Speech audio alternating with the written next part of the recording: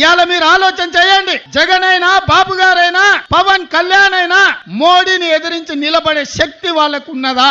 మరి వాళ్ళకి లేనప్పుడు ప్రశ్నించే గొంతుగా షర్మిలమ్మ ఈ రాష్ట్రంలో కాంగ్రెస్ పార్టీకి అండగా నిలబడి మిమ్మల్ని అందరినీ మీ కష్టాలలో తోడుగా ఉండాలని వచ్చినప్పుడు ఆశీర్వదించాల్సిన అవసరం ఉందా లేదా మీరు ఆలోచన చెయ్యండి. ఇవాళ పాలించే నాయకులు కాదు, ప్రశ్నించే గొంతు కావాలి.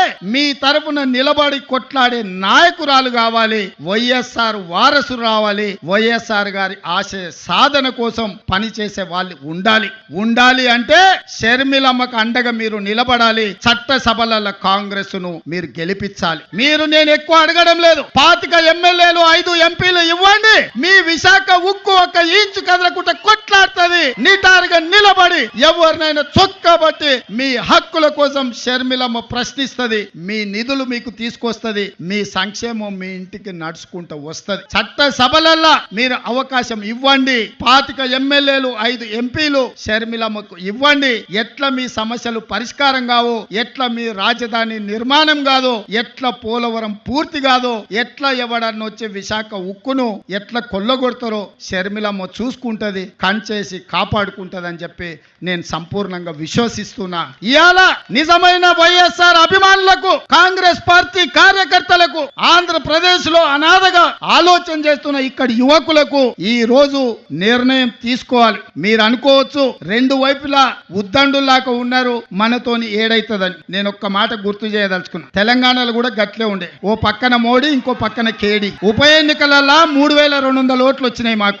ఆ ఎల్లు అన్నారు కాంగ్రెస్ పని అయిపోయింది, తట్టాబుట్ట జరుపుకున్నారు, యాడుంటది కాంగ్రెస్ ఖాళీ అయిపోయిందని. కానీ అధైర్యపడలే, నిలబడి కొట్లాడినాం. ఢిల్లీ మోడీ మీద, గల్లీలో ఉన్న కేడి మీద నిటారుగా నిలబడి కొట్లాడి మోడీని ఓడించినాం, కేడీని పడగొట్టినాం. ప్రజలు విజ్ఞులు, ప్రజలు తెలివి కల్లోలు. ప్రజలు అవసరమైనప్పుడు అవసరమైన నిర్ణయం తీసుకుంటారు. 5 సీట్లు ఉన్న మమ్మల్ని 65 సీట్లు ఇచ్చి ఆశీర్వదించిందంటే ప్రజలు గొప్పోళ్ళు.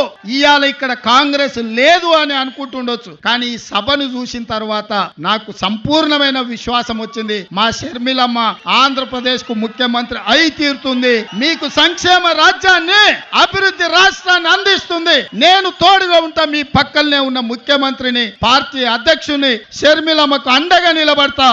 ఏం కావాలన్నా, ఏ రాత్రైనా, ఏ పగలైనా, ఏ సందర్భం వచ్చినా, ఏ కష్టం వచ్చినా నేను అండగా నిలబడతా. మీరు షర్మిలమ్మ నాయకత్వాన్ని బలపరచండి, షర్మిలమ్మ నాయకత్వాన్ని గెలిపించండి. షర్మిలమ్మ ఆంధ్రప్రదేశ్ ముఖ్యమంత్రిలో కూర్చునే వరకు తోడుగా నిలబడతా. నేను రెడీగా ఉన్నా తోడుగా ఉండడానికి. మీరు సిద్ధమా? మీరు సిద్ధమా? సై సై సై సై సై సై అనేటోళ్ళందరూ చేయి పైకెత్తండి. జై కాంగ్రెస్, జై జై కాంగ్రెస్. ధన్యవాదాలు మిత్రులారా.